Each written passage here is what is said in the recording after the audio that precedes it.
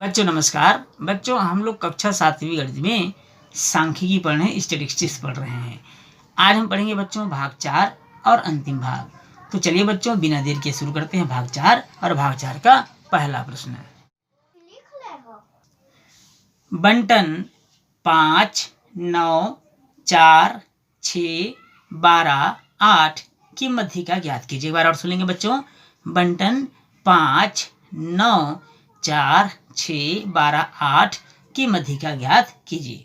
सबसे पहले जो आंकड़े दिए गए हैं बच्चों, इन आंकड़ों को आप आरोही या अवरोही क्रम में लिख लीजिए। दिए गए आंकड़ों को आरोही क्रम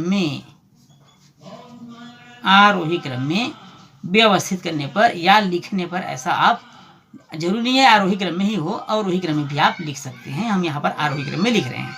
तो सबसे पहली संख्या आएगी 4, उसके बाद आएगा 5, फिर आएगा 6, फिर आएगा 8, 9 और उसके पश्चात आएगा 12। अब यहाँ देखेंगे बच्चों 1, 2, 3, 4, 5, 6 है। इन बराबर कितना है? 6।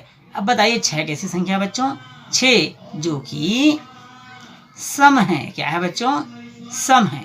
और सम हो तो माध्यिका का सूत्र आपको बताया गया था, इसलिए मध्यिका बराबर हो जाएगा n/2वां पद धन n/2 धन 1वां पद पूरे का बटे 2। पूरे का बटे क्या हो जाएगा बच्चों?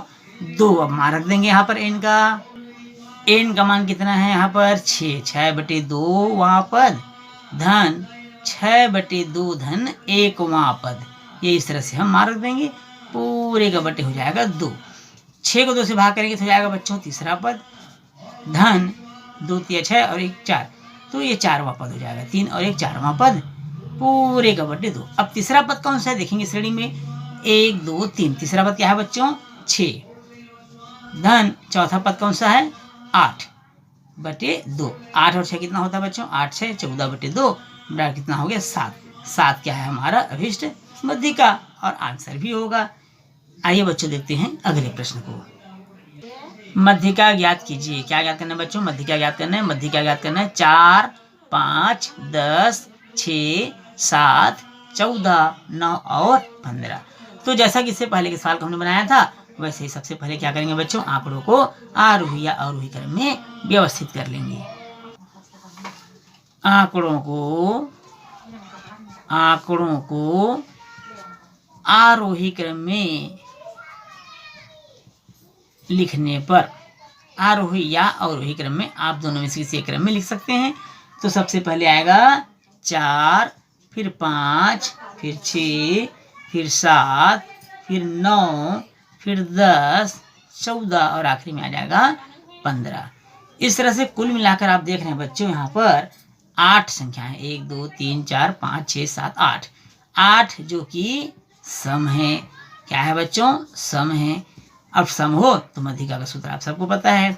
मध्यिका बराबर n/2वां पद धन n/2 धन 1वां पद पूरे का बटे 2। अब यहाँ n का मान है 8।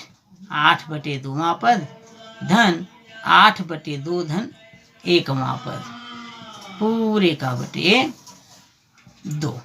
2 चौक 8 हो जाएगा। इसको काट देंगे बच्चों, विभाजित कर देंगे। 2 चौक 8 अर्थात 4वां पद धन 2 चौक और 1 5वां पद पूरे का बटे हो जाएगा 2। अब यहाँ पर 4वां पद कौन सा है देखेंगे। 1 2 3 4। 4वां पद क्या है बच्चों? 7 धन 5वां पद क्या है? 9/2। अब 9 और 7 को जोड़ दीजिए। 9 7 होता है 16। 16/2 2 8 16।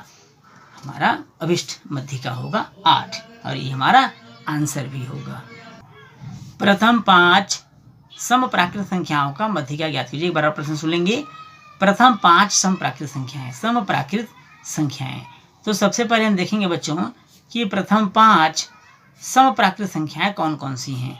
समप्राकृत संख्याएं, अब ये कौन कौन सी है पहले हम ये पता लगाते हैं। प्रथम 5 समप्राकृत संख्याएं 2 होगा, 4 होगा, 6 होगा, 8 होगा और ये 10 होगा। ये 5 प्राकृतिक संख्याएं हो गई जो कि सम है। अब यहाँ पर देखेंगे n का मान 5 है और n का मान कैसा है बच्चों? विषम है, जो कि विषम है। और जब विषम होता है तब मध्यिका का सूत्र क्या होता है बच्चों? मध्यिका बराबर हो जाएगा n+1/2 पद, n-1/2 पद। n का मान यहाँ पर 5 है, 5-1/2 पद। 5 और 1 कितना होगा बच्चों? 6/2 पद। अब 6/2 अर्थात तीसरा पद, काटने से कितना पद आएगा? 3वां पद अर्थात तीसरा पद। अब देखेंगे यहाँ पर 1 2 3, तीसरा पद क्या है बच्चों? 6। 6 हमारा अभिष्ट मध्यिका होगा, यही हमारा आंसर भी होगा। चलिए बच्चों देखते हैं अगले प्रश्न को। दिए गए आंकड़ों से बहुलक ज्ञात कीजिए। प्रश्न एक बार और सुनिए बच्चों। दिए गए आंकड़ों से बहुलक ज्ञात कीजिए। 21, 23, 28, 25, 23, 30 और 23। बहुलक ज्ञात करने के लिए आप तो चाहें तो यहीं से गिन सकते हैं बच्चों, लेकिन आंकड़ों की संख्या अगर यदि अधिक हो तब क्या करेंगे? इनको आरोही या अवरोही क्रम में व्यवस्थित कर लेंगे। तो सबसे पहले हम आंकड़ों को आरोही क्रम में लिख लेते हैं, जिससे सुविधा हो जाएगी। आंकड़ों को आरोही क्रम में लिखने पर, आरोही क्रम में लिखने पर, अब आरोही क्रम में लिखेंगे बच्चों तो सबसे छोटी संख्या इसमें क्या है? इस लाइन में देखिए ध्यान से, 21। 21 उससे बड़ा कौन सा है बच्चों? 21 के बाद 23 एक बार आया है, 2 बार आया है और ये 3 बार। 23, 23 और 23। उसके बाद आया है बच्चों 25, उसके बाद आया है 28 और लास्ट में है 30। अब यहाँ ध्यान से देखिए बच्चों, 21 केवल एक बार आया, 23 3 बार आया, 25, 28 और 30 ये एक एक बार आए। तो यहाँ सर्वाधिक बार कौन आया बच्चों? तो यहाँ स्पष्ट है कि 23 सर्वाधिक, अर्थात कितनी बार बच्चों? 3 बार। 23 सर्वाधिक 3 बार आया है, इसलिए अभिष्ट बहुलक कितना होगा बच्चों? 23 होगा। कितना होगा? 23 होगा और ये हमारा आंसर होगा। आइए बच्चों देखते हैं अगले प्रश्न को। निम्न बंटन का बहुलक ज्ञात कीजिए। निम्न बंटन का क्या ज्ञात करना है बच्चों? बहुलक ज्ञात करना। अब यहाँ पर देखिए बंटन काफी सारे हैं, 5 3 2 2 4 5 3 3 4 3 5 3, इस तरह से काफी सारे बहुलक हैं, काफी सारे बंटन हैं। अब इससे बहुलक ज्ञात करने में अगर हम पूर्व सवाल की भांति बनाएं तो थोड़ा समय ज़्यादा लग सकता है, इसलिए आपको एक और तरीका बताता हूँ जो बहुत सिंपल है। सबसे पहले देखिए इसमें 2 आया है, 3 आया है, 4 और 5, इतने ही अंक आया हुआ है। 2 आया है, आए हुए अंक में 2 है, 3 है, 4 है और 5 है, इतने ही अंक इसमें आया हुआ है। तो सबसे पहले देखिए इसको करना क्या है बच्चों? टैली तो आप जानते हैं, टैली चिन्ह। 5 को काटिए, 5 के सामने एक लाइन खींच दीजिए।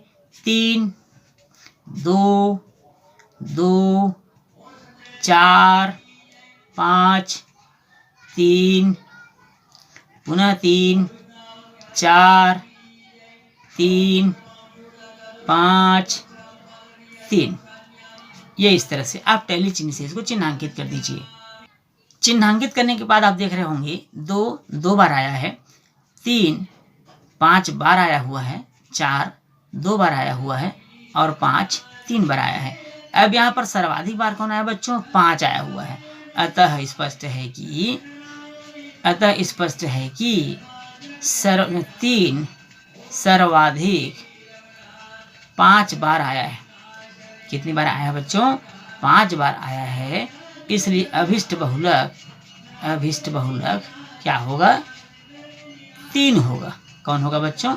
3 होगा हमारा अभिष्ट बहुलक, और ये हमारा आंसर भी होगा। बच्चों इस प्रश्न के साथ ही हमारा यह क्लास, आज का क्लास यहीं समाप्त होता है। वीडियो अच्छा लगा हो बच्चों तो वीडियो को लाइक और शेयर जरूर करिएगा। चैनल में यदि आप नए हैं तो चैनल को सब्सक्राइब करना बिल्कुल नहीं भूलिएगा। बच्चों हम फिर मिलेंगे आपसे एक नए अध्याय, एक नए प्रश्न, एक नए सूत्रों के साथ, नए नियमों के साथ। तब तक के लिए नमस्कार।